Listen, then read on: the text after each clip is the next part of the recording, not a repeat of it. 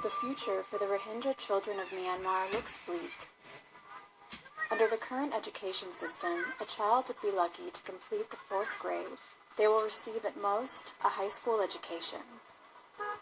The vast majority, 60%, have never even been to school because their families are too poor. An estimated 80% of Rohingya are illiterate. There are not enough schools, and some children's parents cannot afford the cost of the school supplies for their children.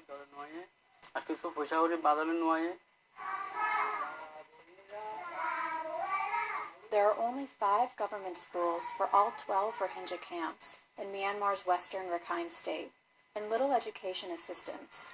NGOs like Save the Children and UNICEF have set up temporary learning spaces, but even these classrooms are understaffed and underfunded. We've gotten some stationery from the government education department last year, but this year we haven't gotten any support or relief from the government. I teach standing up because the government has never provided me with a chair to sit on. There is one upper school for the Rohingya camps, but only 2 students graduated in 2015 due to the poor level of teaching. Hala A. Yin, the educational assistant director for the Rakhine State Parliament, defends the government's educational programs for Rohingya, who she refers to as Bengali, a term preferred by the Myanmar government but rejected by Rohingya residents. Yes, we've arranged a basic education service for them, although they're living in a separated community.